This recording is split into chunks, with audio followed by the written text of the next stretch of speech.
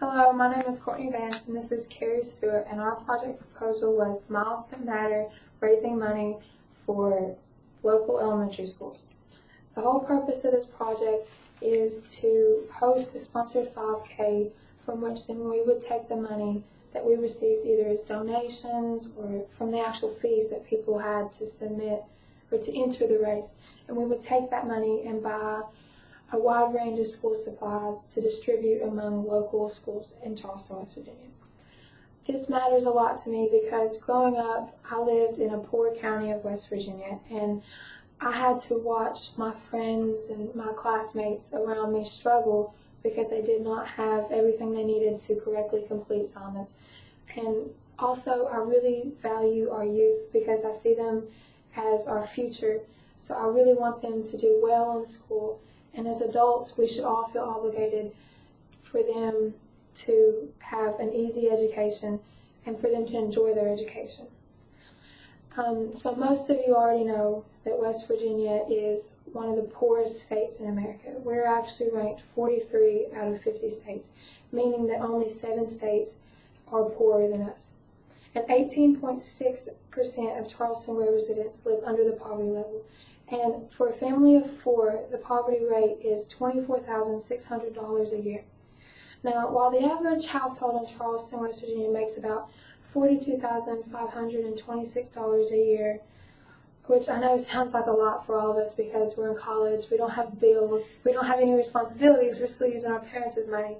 But in reality, that's really not a lot of money. To have a good, stable year's salary is around $70,000 to $80,000. And in the year 2016, not only did I messed up.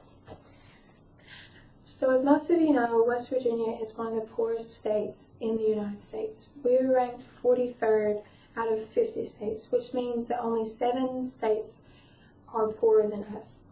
And in just the Charleston area, 18.6% of families live under the poverty rate. And the poverty rate for 2017 is making $24,600 a year with a family of 4. While the average household in Charleston makes $42,526 a year, which seems like a lot to us because we're broke college kids, we don't have responsibilities. Our parents are still paying our bills, so for us that's like a crazy amount. But when you have bills and groceries to buy and all those responsibilities, it's really not enough to make ends meet. Really, to live comfortably with a family of 4, you need to make an average of $70,000 to $80,000 a year. Also, in the year 2016, there was an estimated amount of 90,727 children living in poverty just in West Virginia. Now, on top of the low salaries and extreme poverty rates West Virginia has, we have went through major budget cuts in the past 2 years. From 2016 to 2017, there was a $5.3 million budget cut from our classrooms. That's including teachers, extra supplies, things that we need to get by. And from 2017 to 2018, they're expecting us to have another $1 million budget cut. So our project plan is to start in December, and in December we will start assigning student tasks that need to be completed for the project. Some tasks that we will assign students include creating advertisements like posters and signs to hang around Charleston, but we're also wanting to make a Facebook page called Miles That Matter, so that even if you don't live in Charleston or if you don't attend the university, there's still a chance you can hear about it. And really, to do everything, we're going to need students to try to get sponsors like local businesses, Walmart and stuff, to donate things. And after we do that, we're going to have to contact local elementary schools so that we can see what they need for their classrooms to be more successful. Now, on actual race day, we'll need students, of course, to obtain the money, like the donations and things. And then after that, we'll need a large group of students to distribute that money evenly for supplies for each school. And in January, we're going to start contacting the local elementary school. I went through all that already.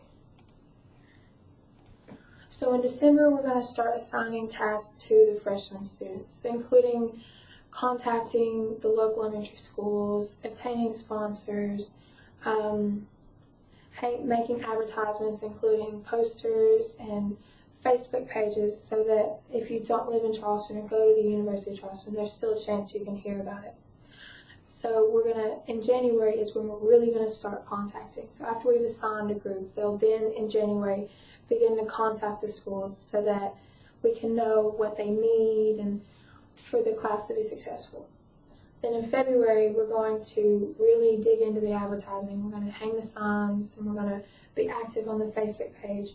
And then in April, we will continue to advertise for the 5K. And the 5K will take place in April. So as soon as the 5K is over, we need to distribute the money evenly so that we can buy what each school needs after the race is done.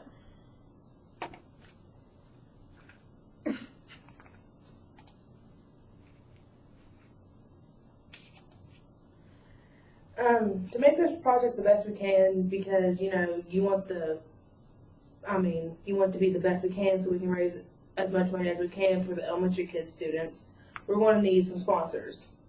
If we get some sponsors, maybe they can donate us some t-shirts and we can represent their business on the back of it. We can advertise Miles That Matter on the front of the t-shirt and we can give them out to the people that will be running in the 5K race. And when they're actually running in the race, they'll still be technically advertising our project because they'll be wearing the shirt with our logo on it. And then to the side, we will have a table set up to sell some extra t-shirts for people that don't want to run in the race. They can buy a t-shirt anytime they want to, and the money that is earned, we will put towards the money at the end of the race. And so we can get even extra money for the elementary schools. And also we can get some sponsors that will donate some drinks and snacks for the race. We will give out free water to all the runners who are in the race. And then we will sell the snacks to people that want some snacks to help raise even more money for school supplies. I mean, without sponsors, we cannot make this project happen efficiently and like we want it to. We do have a few restraints with our project. One of them is what if one of the schools we raise money for cannot accept the donation we are giving them? I know it's not very likely, but you have to think about things like this when you're planning a big project. There are many other restraints that you have to worry about. What if we do not get enough sponsors? I mean, how can we provide for our runners if we do not obtain the sponsors to help us out? We cannot make this project happen without sponsors. I mean, what if we do not raise enough money like we expected? Then what do we do about the children at the elementary schools? I feel like we have let them down because we had their hopes up for all this new school supplies, and we don't want to let them down, so we need to raise as much money as we can so we can help several elementary schools in Charleston, West Virginia, help to get the supplies that they need. And because, I mean, we want them to succeed in life, and I can't really relate to living in West Virginia because I don't, but Courtney does. And so I can't really say much because I didn't go to elementary school in West Virginia. But I mean, it does break my heart knowing that little kids, they don't have the school supplies that they need to go to school, and they need those supplies to succeed in life. I mean, who doesn't want to succeed in life? But families in Charleston, West Virginia, the surrounding area, they have really low salaries. I mean, it's not their fault, it's just West Virginia is a poor state. And it makes it difficult to buy the children all the supplies they need. I mean, what if a parent has 2 or 3 kids that they have to apply for? I mean, my mom had to buy school supplies for me and my sister. I know that was kind of hard on her. It's very important to me and Courtney that we raise enough money to supply the kids with the supplies that they need, because not having the right or enough school supplies can hold some children back from their full potential. And we know every single child can reach their full potential if they actually try. The youth is our future, so as us adults, we should want them to succeed, so then the country itself can succeed later. We know that the average family of Charleston makes only half of what they need to live comfortably. with a little extra spending money, and schools of Kanawha County have made and are still making extreme budget cuts. I mean, I don't understand why they keep making extreme budget cuts. That's taken away from the kids at the school. And it also makes it very difficult to give students everything they need. That is why we're doing this project. It really upsets us that the children do not get what they need. It is not their fault they do not have the supplies they need. West Virginia is one of the poorest states. It is not the children's fault that West Virginia is so poor, so why punish the kids? They need the supplies in their classroom to succeed in life. So like we said earlier, this is why we're doing this project.